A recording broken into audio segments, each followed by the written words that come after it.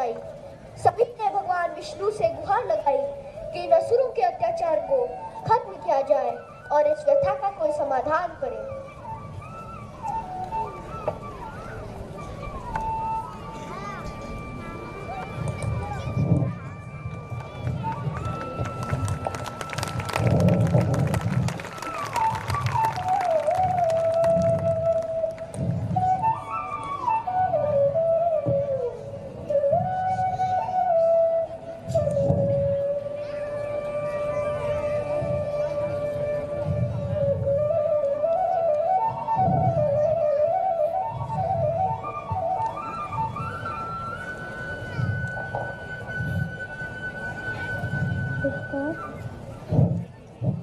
प्रणाम श्री भगवान विष्णु। प्रणाम ब्रह्मा जी। प्रभु, हम सब आपके शरण आए हैं। आपकी कृपा से हम सब और धरती वासियों का उद्धार होगा।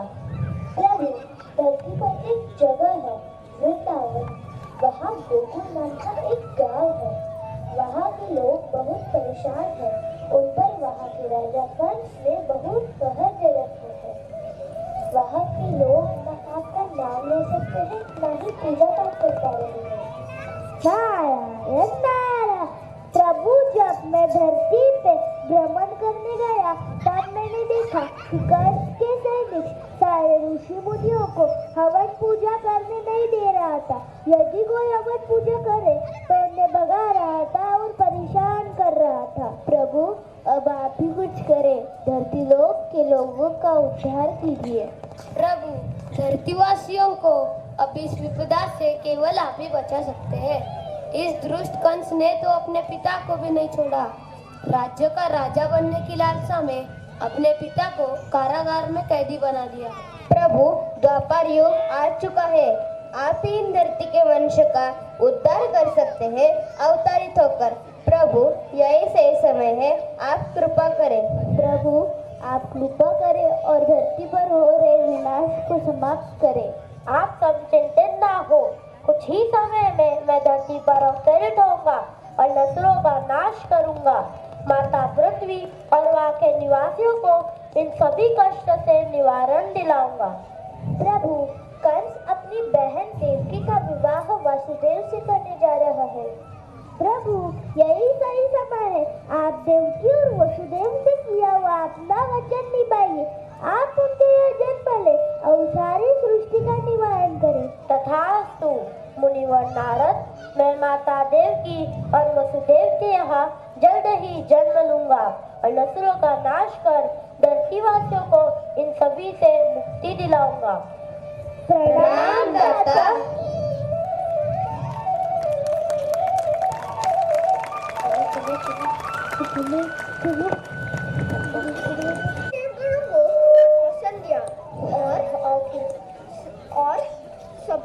और पृथ्वी लोक पर यादव कुल में जन्म लेने का निश्चय भी कर लिया।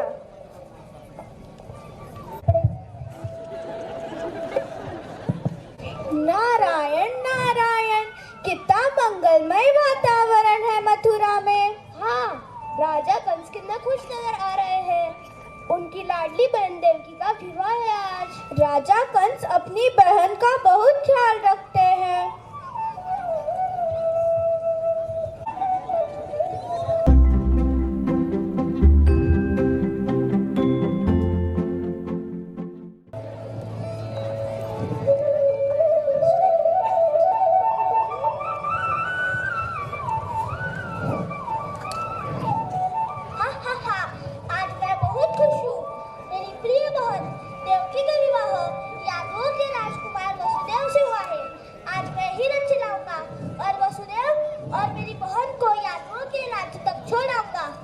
राजा कंस, आप कष्ट न आले, हम स्वयं ही चले जाएंगे। नहीं वासुदेव, आज आप मुझे ना रोके। मैं स्वयं आप दोनों को आपके राज्य तक छोड़ आऊंगा। वसुदेव, बोलिए राजन। आप मेरी बहन का ख्याल रखना। अब मेरी बहन आपकी जिम्मेदारी है।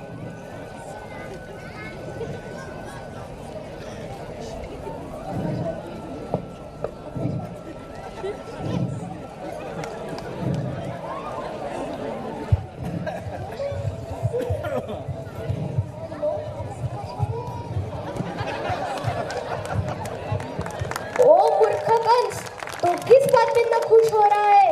तेरी मृत्यु का समय आ गया है। कौन हो तुम? कहाँ हो? सामने क्यों नहीं आते? सामने आकर बात करो मुझसे। कंस, तेरी मृत्यु का समय निकट आ गया है। देवकी और वासुदेव की 8वीं संतान तेरी मृत्यु का कारण बनेगी और तेरे सारे दुष्ट कामों का अंत होगा। मैं तुझे मार दूंगी।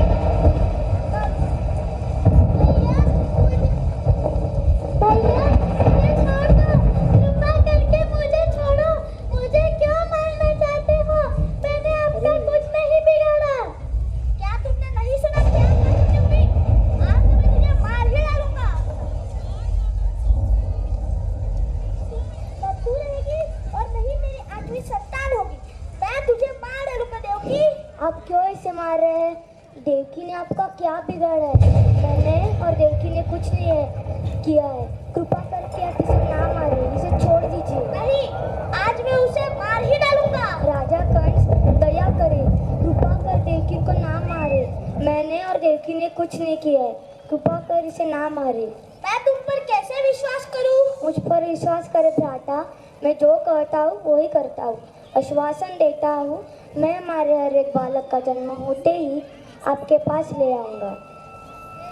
ठीक है, छोड़ देता हूँ देवकी को, पर तुम भूलना मत, तुमने मुझसे जो वादा किया है, वरना तुम जानते हो कि मैं क्या कर सकता हूँ।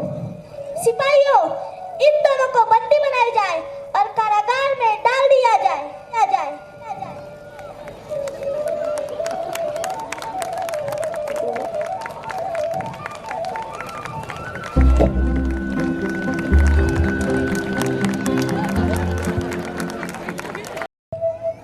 जब जब धरती पर पाप बढ़ा है, तब किसी न किसी रूप में महाशक्ति श्री प्रभु का जन्म लेकर पापों का अंत किया है। जब गोकुल सहित बुज भूमि में पापियों द्वारा लोगों पर अत्याचार किया जा रहा है, भगवान श्री कृष्ण के रूप में खुद त्रिलोकनाथ जन्म लेकर आए और बुज भूमि को धन्य किया और शांतिमय वातावरण को स्थापित किया।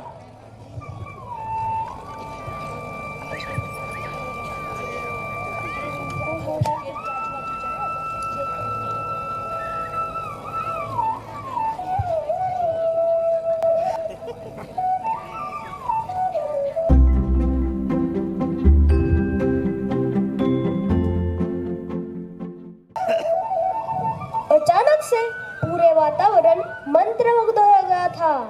बड़ा सुंदर समय था। देवकी के मुख पर एक अलग सा तेज था। काल कोठरी का सारा अंधकार तेजस्वी प्रकाश से भर गया था। मंद मंद बारिश होने लगी थी। अर्धरात्रि का समय था। भाद्रपद मास में कृष्ण पक्ष में अष्टमी तिथि रोहिणी नक्षत्र के दिन रात्रि के 12 बजे देवकी और वासुदेव के यहाँ भगवान श्री विष्णु अपने चतुर्भुज स्वरूप में प्रकट हुए। भगवान को माता देवकी ने अनुरोध किया कि आप एक नन्हे मनुष्य बालक के रूप में आए। माता की बात मानकर भगवान एक नन्हे बाल स्वरूप में प्रकट हुए। देवकी और वसुदेव को आकाशवाणी के द्वारा बाल श्री कृष्ण को गोकुल छोड़ आने को कहा गया। एक टोकरी में वसुदेव बालक को रखा और जैसे वह चलने लगे, सारे द्वार खुल गए। चारों ओर से पहरेदार भी सो गए।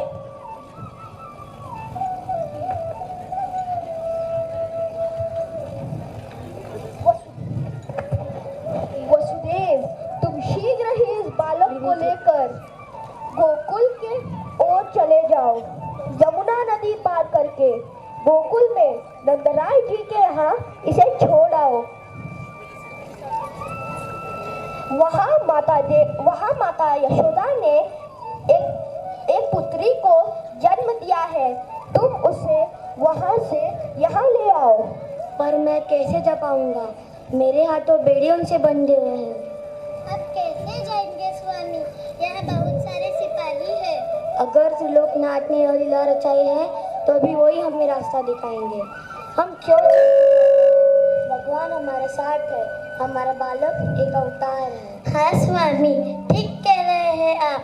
आकाशवाणी के अनुसार मैं अपने बालों को नंदराय जी के यहाँ सुरक्षित छोड़ आता हूँ और मैया यशोदा के यहाँ से जन्मी बालिका को ले आता हूँ। देवकी, तुम चिंता ना करो, मैं जल्दी चला आऊँगा। अचानक से सभी सिपाही सो गए।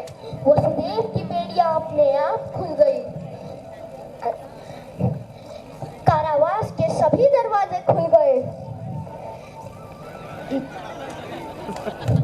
सब पर एक नया जाल छा गया था। सब मंत्रमुग्ध होकर सो गए थे। कोई जादू सा था हवा में।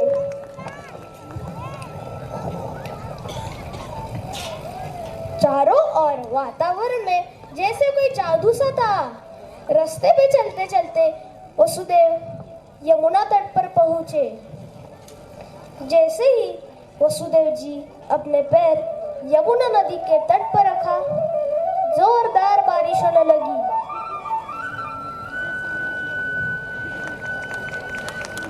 यमुना नदी का जल स्तर बढ़ने लगा। वसुदेव जी नहीं रुके, वह चलते गए। यमुना नदी का पानी बहुत तेजी से बढ़ रहा था और बड़ी बड़ी लहरें आ रही थी, पर वसुदेव जी नहीं रुके और चलते गए।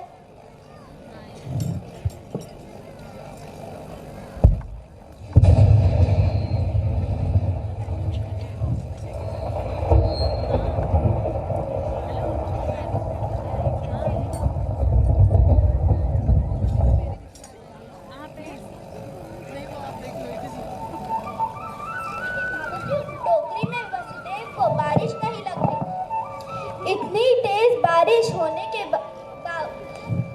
इतनी तेज बारिश होने के बावजूद टोकरी और वसुदेव को बारिश नहीं लग रही थी। तब वसुदेव जी को एहसास हुआ कि कोई उनके ऊपर एक छाते सा आकर उनकी रक्षा कर रहा है। बारिश के कारण शेषनाग बालक के रूप में भगवान विष्णु जी पर छत्र छाया की तरह आ गए।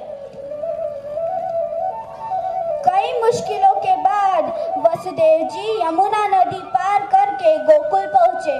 वहां एकदम सन्नाटा था, सब गहरी नींद में थे। वसुदेव अपने मित्र नंदराय जी के यहाँ गए और माता यशोदा के पास अपने बालक को रखकर उनकी कन्या को ले आए।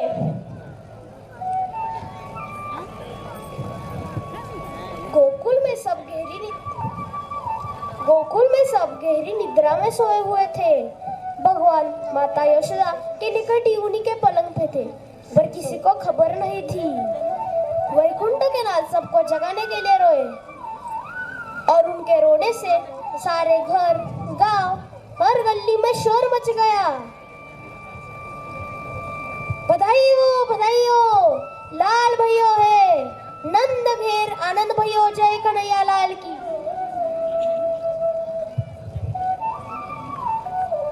गोकुल में चारों ओर खुशी का माहौल है और गोकुलवासी नन्हे कान्हा को सुलाने की कोशिश में है।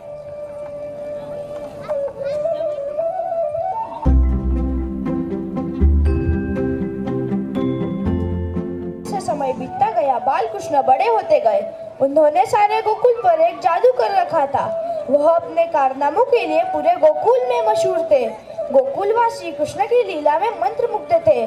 कृष्ण सबका लाडला था, सब उसके स्वरूप और कृष्ण लीला में लीन थे। सारी गोकुल की माताएं अपनी ममता कृष्ण पे लुटा रही थी।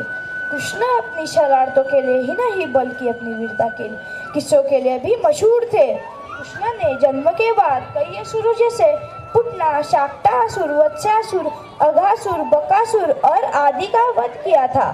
चलो आज हम सब कृष्ण की लीलाओं का आनंद लें। कृष्ण की माया में जैसे पूरा गोकुल डूबा हुआ है, सारे लोग उसके मोह में मोहित है।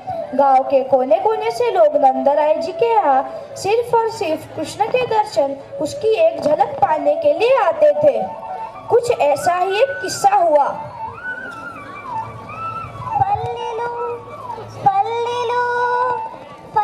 लो, ताजे मीठे फल ले लो,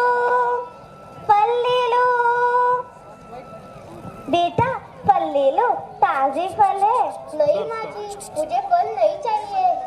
फल ले लो, ताजे मीठे फल ले लो। फल ले, आम संतरा सेब, वृंदावन के ताजे फल ले लो। फल ले लो बेटी, फल ले लो, ताजे फल है। नहीं माँ जी, मुझे फल नहीं चाहिए। फल ले लो, ताजे मीठे फल ले लो। फल ले लो, वृंदावन के ताजे फल ले लो। मीठे फल, फल ले लो, ताजे मीठे फल, फल ले लो। नहीं माँ जी, मुझे नहीं चाहिए फल। फल ले लो, ताजे मीठे फल ले लो। फल ले लो, फल ले लो। कोई फल नहीं ले रहा है। हे प्रभु, सारा गांव घूम आई, कुछ भी बिक्री नहीं हुई। आज भूखा ही रखोगे क्या प्रभु? जैसी आपकी मर्जी।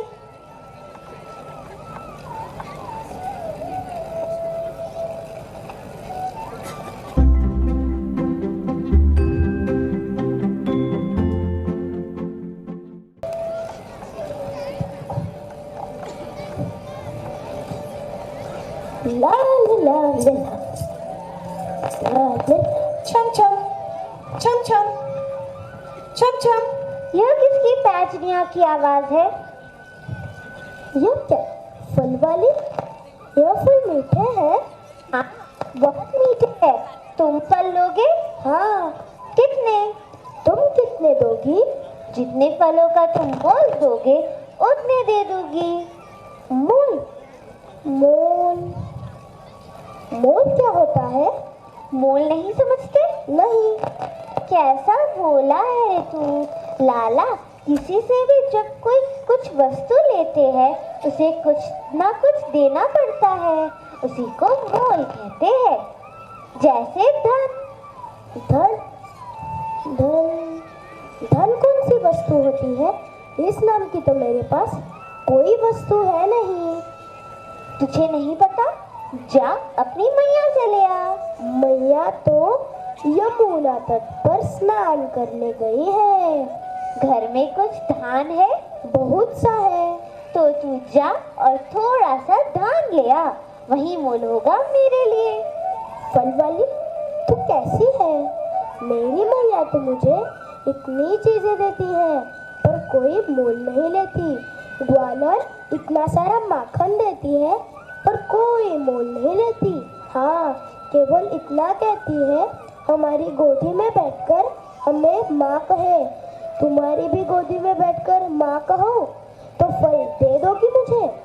कैसा भोला है रे तू लाला। अगर मैं ऐसा चाहूँ तो भी यह मेरे भाग्य में नहीं कि तेरे जैसा मनमोहन मेरी गोदी में बैठकर मुझे माँ कहे। क्यों?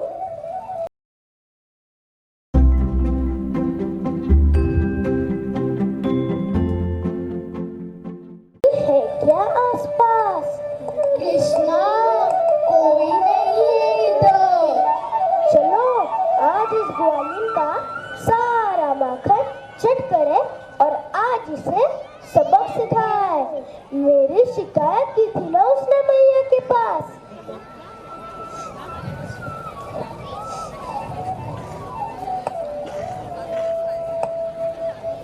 सुभाला, अरे ओ सुभाला, सुभाला, मिलो तो को माखन। ना गाना, पता नहीं किधर छुपा है माखन।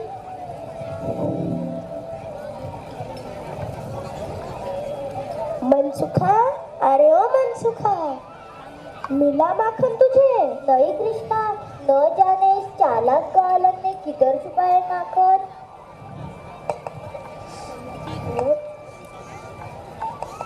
देखो उधर, माखन, ये गालन बड़ी चतुर है।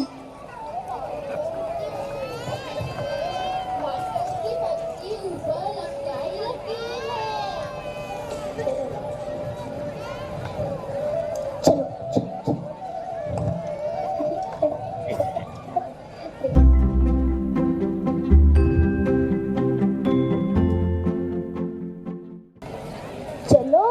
अब हम सब आराम से इस माखन का आनंद लेते हैं।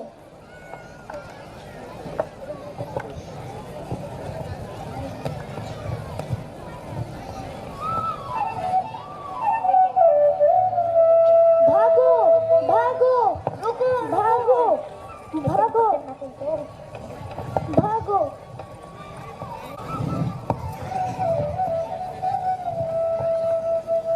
पकड़ा गया, अब पता किधर भागेगा। माखन चोर, उस दिन तूने हमें धोखा दिया था, आज हम तुझे छोड़ेंगे ही नहीं। आज पता चलेगा तेरी मैया को कि उसका लाला चोर है। नहीं नहीं, मैंने कुछ नहीं किया।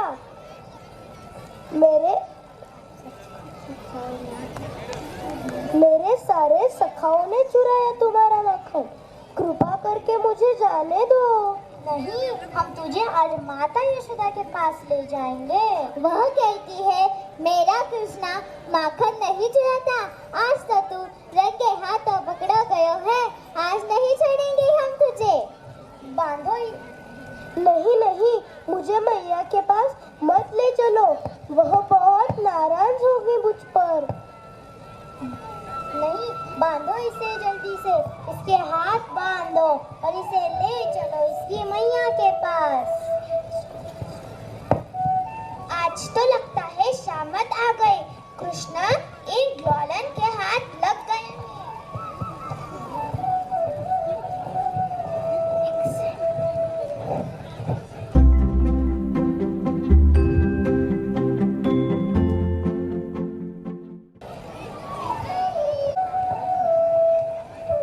यशोदा, अरे ओ यशोदा, यशोदा, जरा बाहर तो आओ। अरे क्या हुआ, क्यों जोर जोर से पुकार रही हो? देखो रे यशोदा, आज तेरे लालन को रंगे हाथों पकड़ा है हमने। क्या किया रे मेरे कान्हा ने? अरे मेरे लाला के हाथ किसने बांधे?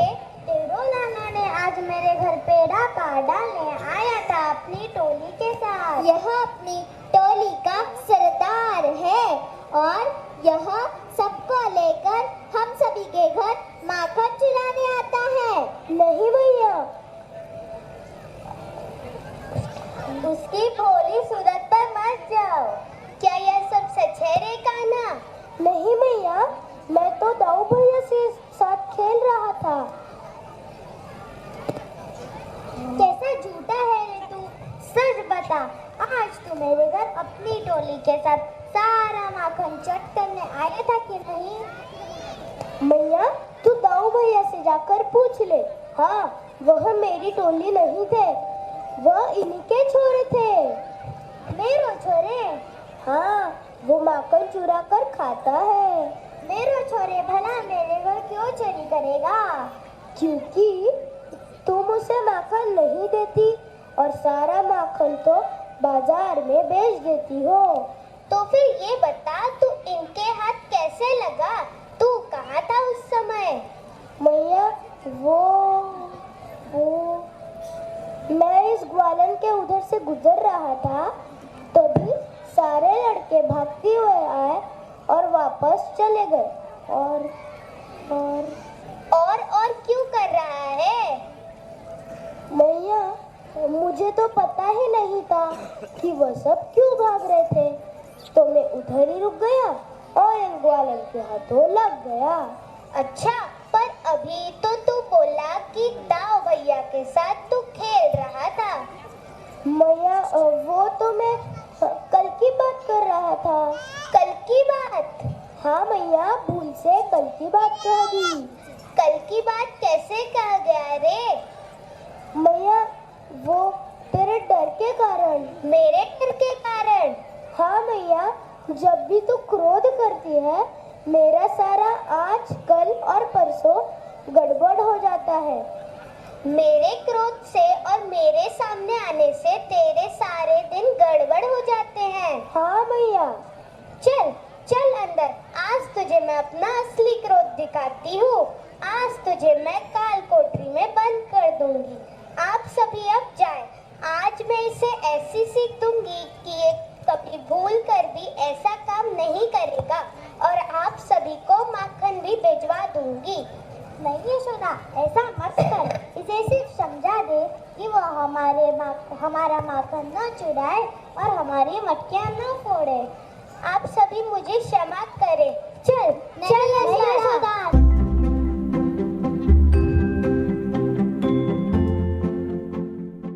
के लिए खीर पूरी आदि चीजें बन रही थी।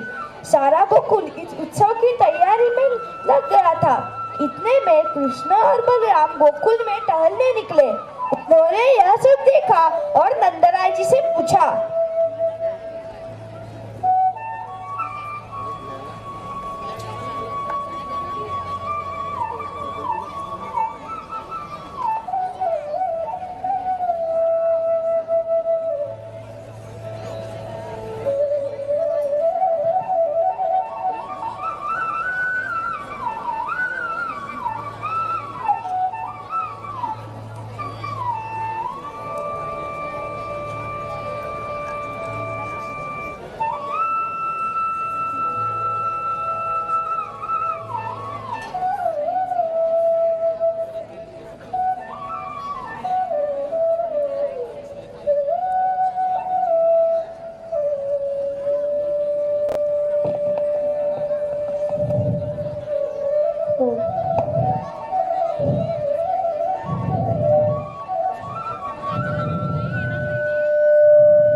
बाबा, आज ठीक उत्सव की तैयारी चल रही है। हाँ बाबा, सभी लोगों ने नए नए वस्त्र पहने हैं। और आप यह ध्वजदंड किसके लिए बना रहे हो? क्या आप कोई पूजा या यज्ञ करने वाले हो? हाँ बच्चों, आज हम सब गोकुलवासी मिलकर एक बहुत बड़ा इंद्र यज्ञ करेंगे। देवराज इंद्र की पूजा के लिए ही तो ये सारी तैयारियां की जा रही है। बच्चों, महामुनि को प्रणाम करो। देखो ना, आज ही महामुनि जी तीर्थ यात्रा के लिए हमारे गांव से गुजर रहे थे। मैंने उन्हें आग्रह पूर्वक ही रोक लिया। देवराज इंद्र की पूजा इन्हीं के हाथों से संपन्न होगी। देवराज इंद्र की पूजा? हाँ कान्हा, यह इंद्र हमारा क्या करता है जो इसकी पूजा करते हैं? सब बड़े चिंतित दिखाई दे रहे हैं।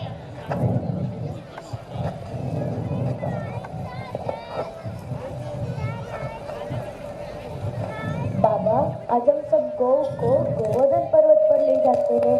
गोवर्धन पर्वत हमारा पालन पोषण है, इसलिए हमें उसकी पूजा करनी चाहिए। हाँ कान्हा, तुम ठीक कह रहे हो। हम सबको गोवर्धन पर्वत की पूजा करनी चाहिए। चलो सब सामग्री आदि लेकर हम चले गोवर्धन पर्वत की पूजा के लिए। सभी लोगों ने कान्हा की बात मानकर गोवर्धन पर्वत की पूजा की।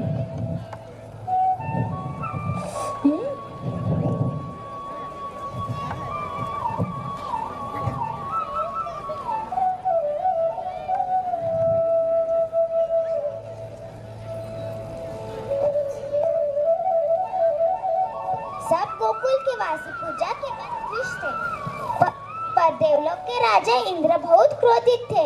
जैसे ही इंद्र को पता चला कि इस बार गोकुल के वासी उनकी पूजा करने के बजाय एक पर्वत की पूजा की, तब वह बहुत नाराज हुए।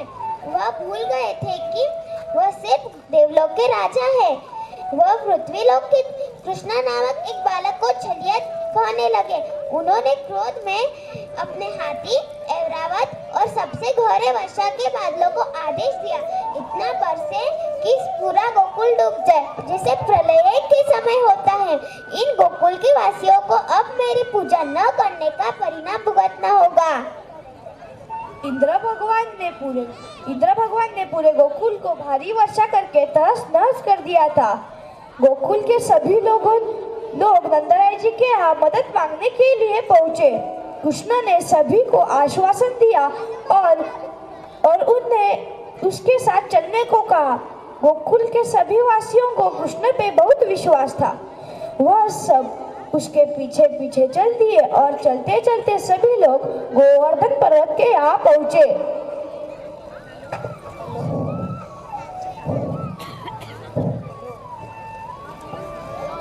आप सब घबराइए मत, अब हम गोवर्धननाथ की शरण में हैं।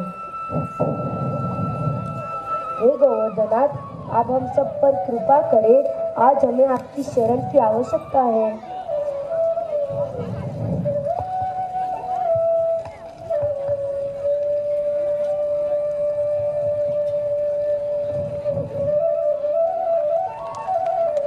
हेलो। आओ आओ सभी, यहाँ आकर शरण लो हमारी, रक्षा गोवर्धन जी करेंगे। आप सभी भीतर आ जाओ, अपनी गैया को भी ले आओ।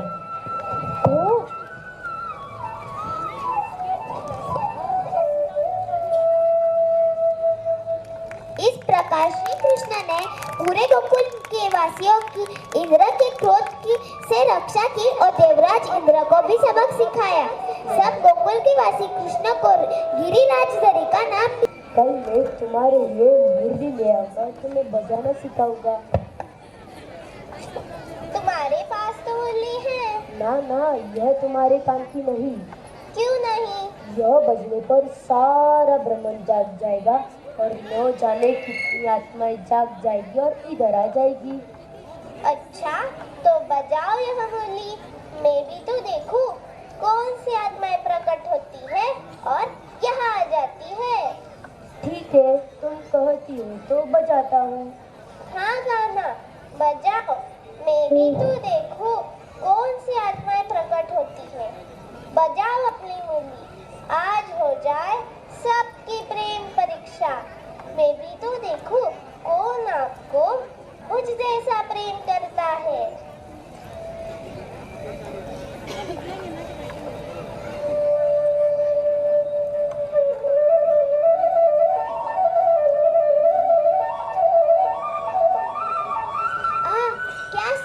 मधुर स्वर है बांसुरी का, कन्हैया की बांसुरी का। सब मंत्रमुग्ध हो गए। यह देखो क्या हो रहा है। सारी गोपियां कहाँ खींची चली जा रही है। कृष्ण की मधुर बांसुरी की सुर से उनकी और खींची चली जा रही है। उनको कोई सुधीर है, बस मंत्रमुग्ध हो गए हैं। पर आज ऐसा क्या है? दादाजी और सारी सखियां ने माँ अष्टभुजा देवी की तपस्या की और सब कृष्ण के से मिलन की इच्छा प्रकट की और उसी के फल स्वरूप आज यह सब उससे मिलने जा रही है। यह महामिलाप होगा। आओ हम सब इस लीला का आनंद उठाएं।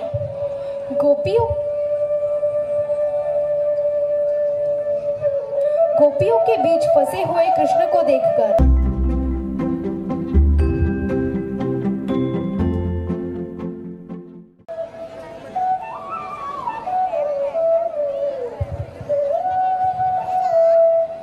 आज की रात आ ही गई। आज ये कहर नंदराय जी और माता यशोदा पे टूट ही गया।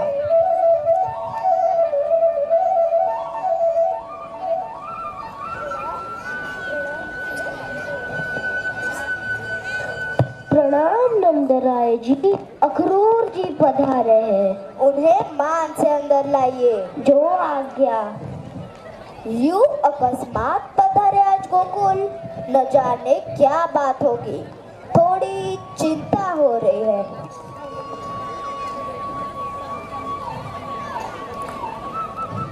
आइए आइए अक्रूर जी। प्रणाम नंदराय जी। प्रणाम। आज गोकुल कैसे पधारे? मुझे एक आदेश करना था, कुछ बताना भी था।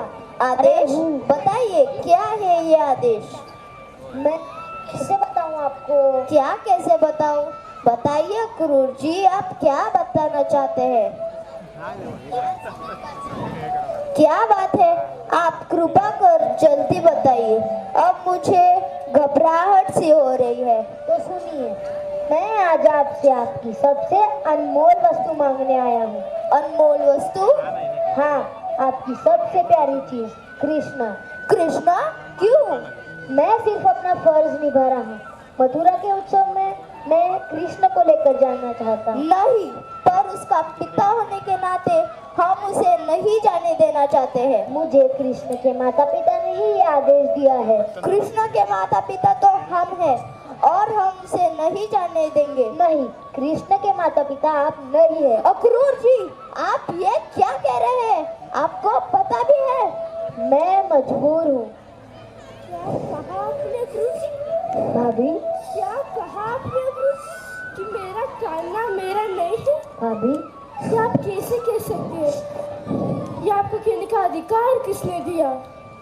मैं सिर्फ अपना फर्ज निभा रहा हूँ। ये कैसा फर्ज है एक माँ को बताना कि उसका बेटा उसका नहीं है, एक माँ को बताना कि वह उस बालक की जननी नहीं है। ये कैसा फर्ज है आपका? मैं मजबूर हूँ। नहीं बताना था आपको और नंदराय जी को कि कृष्ण आपका बेटा नहीं, पर यही सच है, कृष्ण ही देवकी का 8वां पुत्र है। पर आप निश्चिंत रहिए, कृष्ण और बलराम की पूरी सुरक्षा की जिम्मेदारी मेरी है। कल सुबह होते ही मैं कृष्ण और बलराम को लेकर मथुरा के लिए निकल जाऊंगा।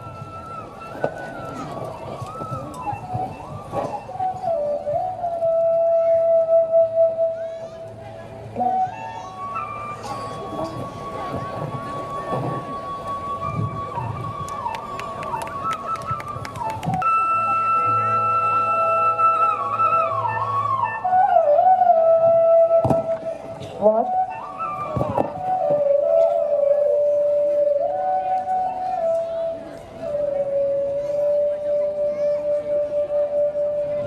तो आपने जाने का निश्चय कर लिया? हाँ राधे, मुझे जाना होगा।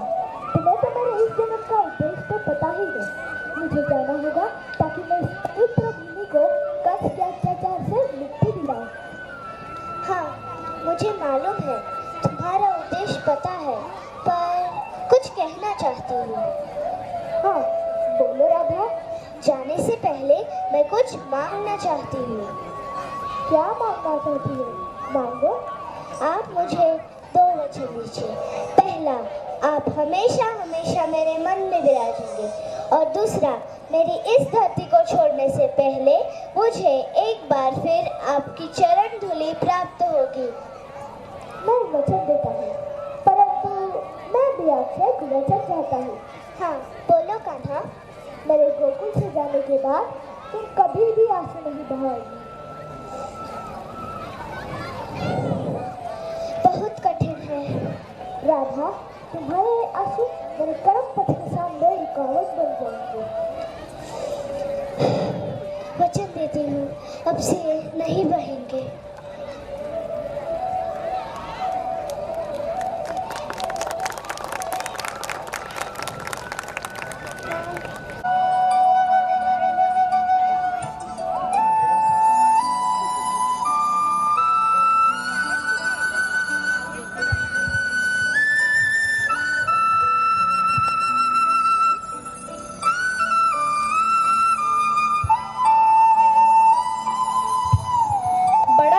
दुखाई समय रहा होगा सभी गोकुल वासियों के लिए।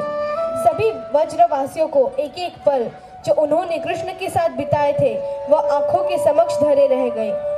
एक तरफ गोकुल वासियों की पीड़ा और दूसरी तरफ सारे जग का निवारण। कृष्ण बड़ी कठिन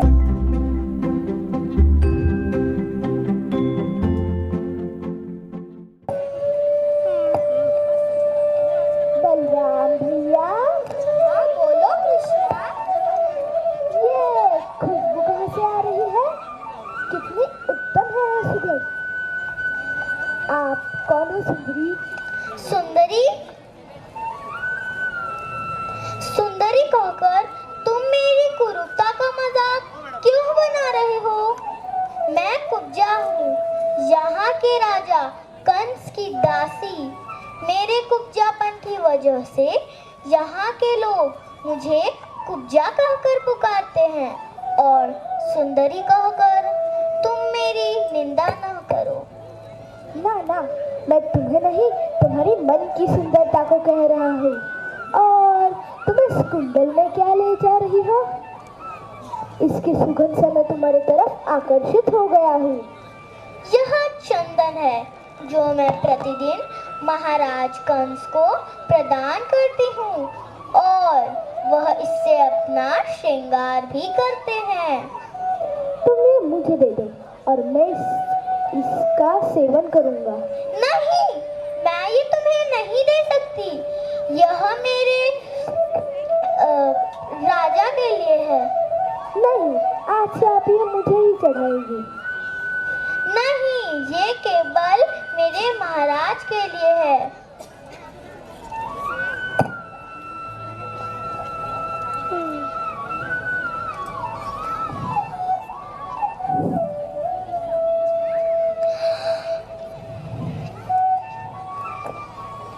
प्रभु, मुझ जैसी दासी को कृष्ण, मुझे मेरे कुब्जापन से निवारण देने का धन्यवाद कैसे व्यक्त करूं? आप मेरे घर आइए, वहां मैं आपका श्रृंगार करूंगी। अभी नहीं, आज तो हमें और भी जगह जाना है। प्रभु, मुझ जैसी दासी को आपकी सेवा का सौभाग्य प्रदान करें। आज तो हमें काम से जाना है, परंतु मैं तुम्हें वचन देता हूँ कि मैं तुम्हारे घर आऊंगा और तुम्हें अपनी सेवा का अवसर प्रदान करूंगा। कल्याण हो।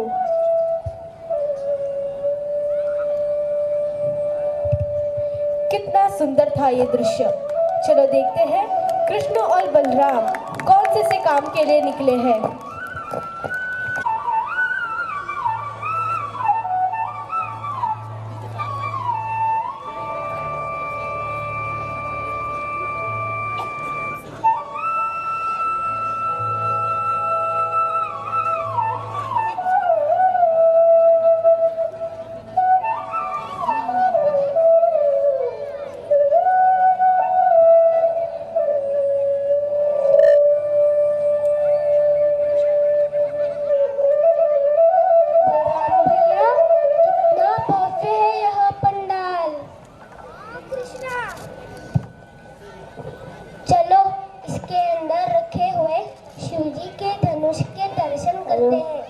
हाँ चलो चलो। अरे रे रे रे, अरे रे रे रे, कौन हो तुम और यहाँ कैसे है? अरे बाप रे। Go back, go back, go back.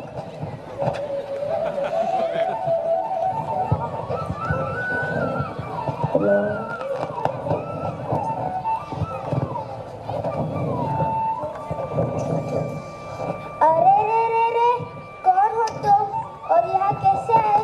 यहाँ किसी को आने की अनुमति नहीं है। इंदुमती। चलो यहाँ से बाहर निकलो। कोई है? इन्हें बाहर निकालो। ओ, पुजारी जी, अब हम आए तो हमें दर्शन करने दे हमारे इष्ट भगवान के। नहीं, यहाँ इसे किसी को उठाने की अनुमति नहीं है और तुम जैसा बालक इस विशाल धनुष को क्या उठाएगा? आप अनुमति तो दीजिए। ठीक है, तो उठाओ। माइक ऑन कर, माइक ऑन कर, माइक ऑन।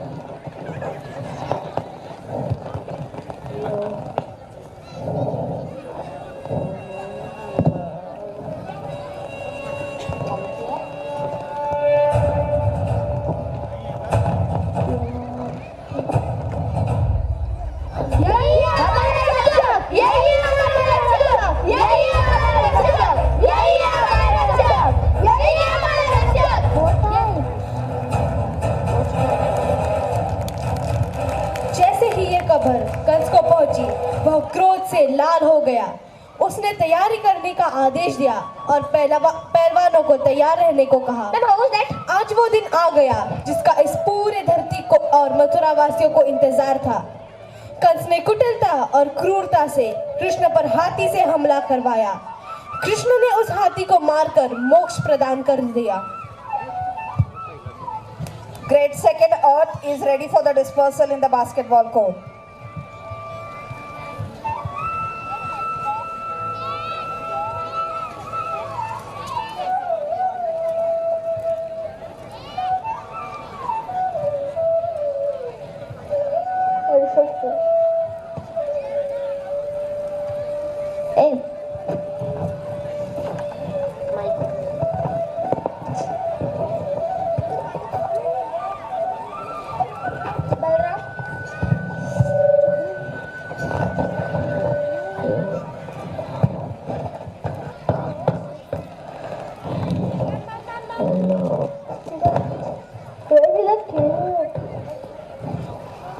आप किसी सभा में पहली बार आए हो, इसलिए नहीं जानते कि सभा में आने के बाद पहले राजा को प्रणाम करते हैं। राजन राजन राजन राजन मर्यादा राजन मर्यादा तो उनके लिए होता है जो राजा से कुछ याचना करने आते हैं, कुछ मांगने आते हैं। परंतु आपने स्वयं अक्रूर जी के साथ उनका न्योता भेजा था और फिर मथुरा में प्रवेश करने से पहले हमें आपका राजपत्र भी मिला था, जिसमें लिखा था कि मथुरा में हमारा स्वागत है। आपने हमें निमंत्रण दिया है, तो आपका धर्म है कि आप अपने मेहमान का अभिवादन करें। तुम्हारी चतुराई से हम प्रसन्न हुए और तुम्हारी इस भूल को हम क्षमा करते हैं जो तुमसे अनजाने में हुई है, क्योंकि गांव में रहने के कारण तुम्हें अभी तक राज्य की मर्यादा का ज्ञान नहीं है। नहीं राजन, हमें राज्य मर्यादा का ज्ञान भी है। इसीलिए हम जानते हैं जब किसी राजा से मिलने जाओ तो खाली हाथ नहीं जाना चाहिए, कुछ उपहार लेकर जाना चाहिए। इसीलिए रास्ते में आते वक्त एक पागल हाथी को मारकर उसके यह अमूल्य हस्तिदंत आपको भेंट देने लाए हैं। इसका स्वीकार करें राजन। वाह, इसे कहते हैं वीरता। और इसे यह सिद्ध होता है कि मैंने तुम्हारे बचपन के वीरता के जो भी किस्से सुने थे वो सब सत्य है। हमें गर्व है कि हमारे राज्य में तुम्हारे जैसा बालक है। इसलिए मैंने तुम्हें मथुरा के इस उत्सव में आमंत्रण देकर बुलाया है, जिससे देश विदेश से आए हुए वीरों, योद्धाओं और मथुरा की प्रजा के सामने तुम्हें परम वीर पदवी प्रदान करके तुम्हारा राष्ट्रीय सम्मान किया जाए। परंतु उस सम्मान समारोह से पहले हम चाहते हैं, और यहाँ बैठे हुए सभी लोग अवश्य चाहते होंगे कि जिसके वीरता के चर्चे अपने कानों से सुने हैं, उसकी वीरता का एक प्रदर्शन अपनी आंखों से भी देखा जाए। इसलिए हमने अपने और दूसरे राज्य से 4 चोटी के पहलवानों को बुलाया है। पहलवानों को बुला लिया जाए।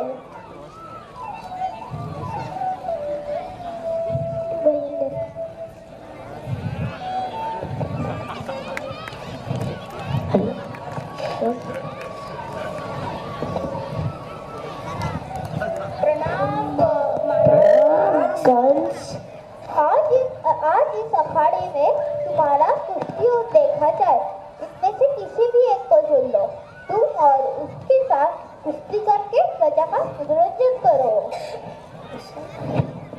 आज तो हम मथुरा का उत्सव देखने आए हैं, कुछ दिखाने नहीं आए हैं। किसी और दूसरे अवसर पर आपकी ये इच्छा भी पूरी कर देंगे। इससे अच्छा अवसर कब आएगा? देश विदेश से इतने लोग कब देखोगे? आज आप कुश्ती युद्ध में अपना पराक्रम दिखाए तो सबको कितना आनंद होगा।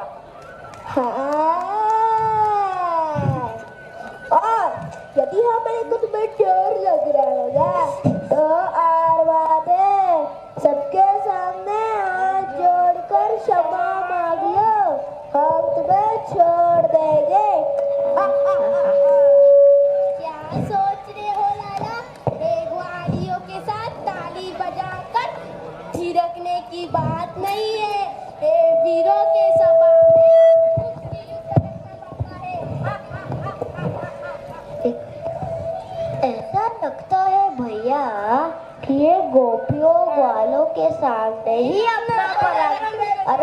रुको, और भी है। यदि ये बात है तो गोपियों ग्वालों को ही बुला लो राय, तनिक माखन दूध पिला दे, ताकि मुख से कोई बात तो निकले।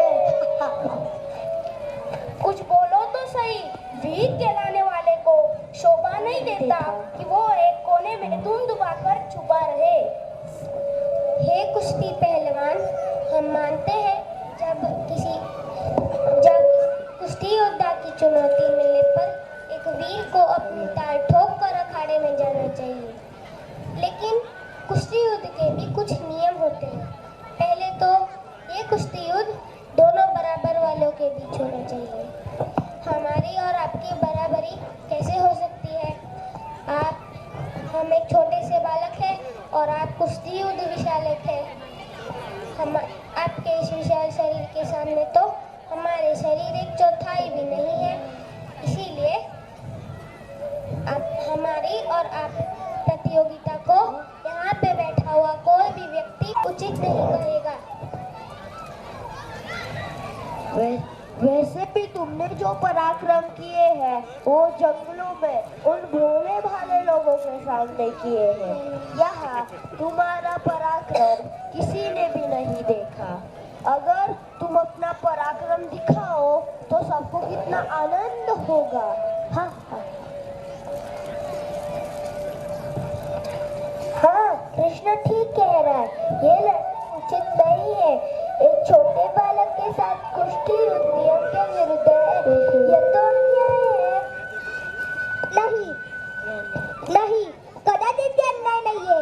वीरता की कोई आयु नहीं होती। सांप यदि छोटा हो तो उसका विष कम जहरीला नहीं होता।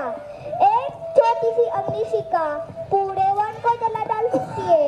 यदि यह आप अपने आप को परमवीर योद्धा कहने का दावा करते हैं तो इसी अखाड़े में सारी जनता के बीच उसका प्रदर्शन करना चाहिए। ये सरासर अनुचित है, इसे हम स्वीकार नहीं कर सकते। महाराज, आपकी आपके सामने अन्याय हो रहा है। राजा होने के नाते आपका यही धर्म है कि एक नन्हे बालक के साथ घोर अन्याय ना होने दीजिए। नहीं अक्रूर, हम तुमसे सहमत नहीं है।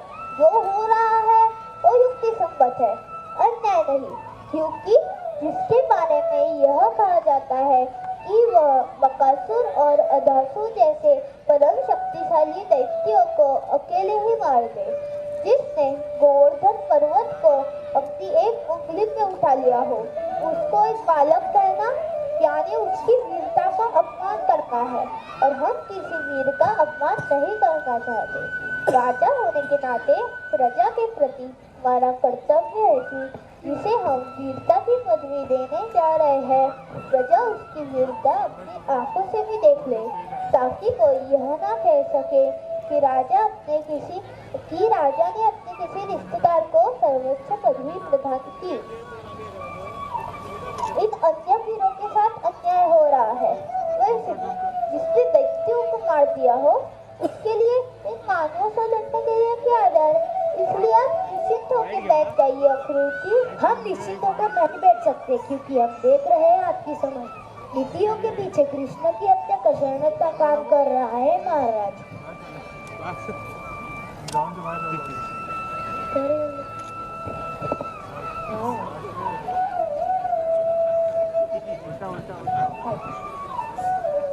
इसलिए हम अपने जीते जी अन्याय नहीं होने देंगे। अक्रूर जी, आप सभी शांत हो जाइए। हम मथुरा नरेश की बात से सहमत हैं कि प्रजाजनों के मन को आश्वासित कराने के लिए, उन्हें विश्वास दिलाने के लिए कि मैं ही हूँ जिसने उन महान दैत्यों का संहार करके अब तक इस राज्य की रक्षा की है। आज हमें फिर अपना पराक्रम दिखाना होगा। हम तो महाराज को अवसर दे रहे थे कि वे न्याय का साथ देकर अपने राजा होने का कर्तव्य पूरा करें। यदि इनकी यही इच्छा है तो मैं राजा की आज्ञा मानकर मैं अपना कर्तव्य पूरा करूंगा। मैं इस मुष्टि युद्ध के लिए तैयार हूँ। आप में से जो भी चाहे युद्ध करने आ जाए।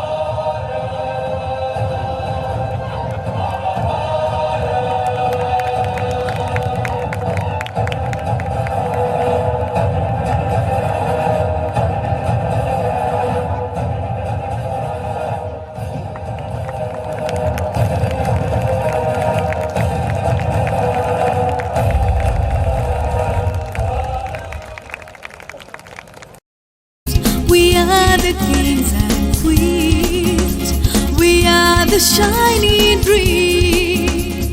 We nurture sunshine, embrace the wind. We have the scientific zeal and heart to